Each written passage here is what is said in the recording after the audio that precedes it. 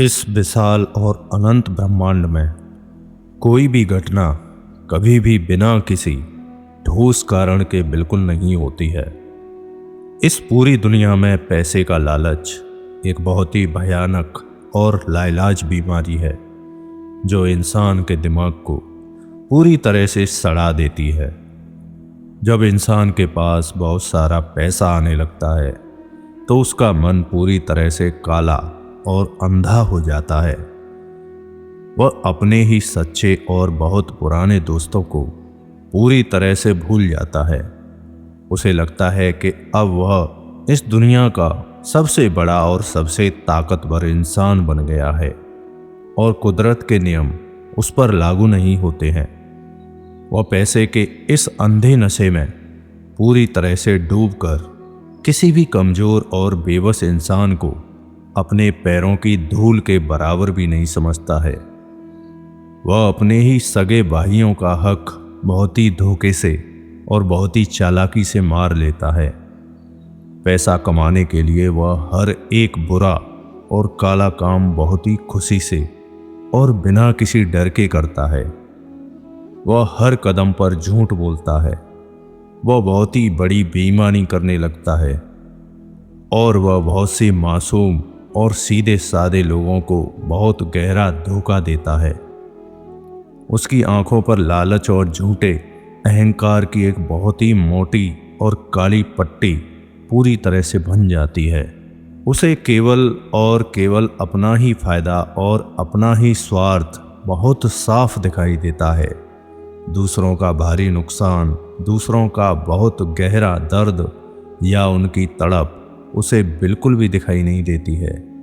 एक बेईमान इंसान दूसरों का बहुत सारा पैसा लूटकर अपना एक बहुत ही बड़ा और आलीशान महल बना लेता है।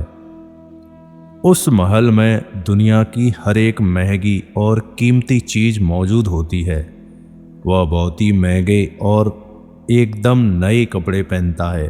वह बहुत ही बड़ी महंगी गाड़ी में बड़े घमंड के साथ घूमता है, लेकिन उस बहुत ही बड़े और सुंदर महल के अंदर उस इंसान को कभी भी सच्ची शांति और चैन बिल्कुल भी नहीं मिलता है। उसका मन हर समय एक बहुत ही अनजाने और भारी डर से पूरी तरह कांपता रहता है। उसे हर समय यही डर लगा रहता है कि कोई उसका वह सारा काला पैसा लूट न ले या कोई उसकी असली सच दुनिया के सामने न ला दे। रातों की बहुत ही कीमती और मीठी नींद उसकी आंखों से हमेशा के लिए पूरी तरह उड़ जाती है। वह बहुत ही नरम और महंगे बिस्तर पर लेटता तो है, लेकिन उसे करवटें बदलने के अलावा कुछ भी हासिल नहीं होता है। यह भारी बेचैनी और यह डरावना डर असल में उसी भयंकर पाप का सीधा परिणाम होता है जो उसने मासूम लोगों को बहुत गहरा धोखा देकर कमाया होता है। जिन गरीब और लाचार लोगों का पैसा उसने बहुत बुरी तरह छीना होता है, उन सब की बहुत गहरी और भयानक हाय उस इंसान के जीवन को अंदर ही अंदर बहुत तेजी से खोखला कर देती है।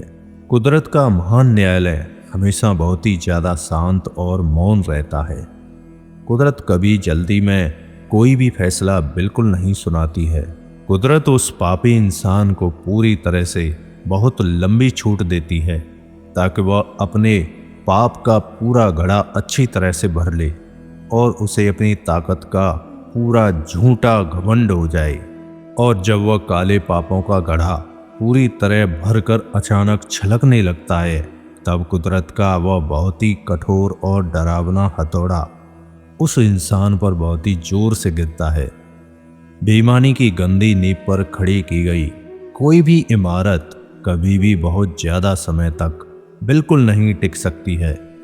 एक दिन अचानक से हवा का एक बहुत ही तेज और भयानक झोंका आता है और उसके उस झूठे महल को पूरी तरह से मिट्टी में मिला देता है।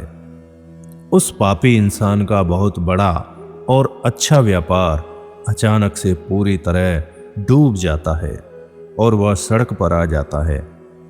उसके सारे झूठे और बहुत मतलबी दोस्त उसे बहुत ही अकेला छोड़कर हमेशा के लिए भाग जाते हैं।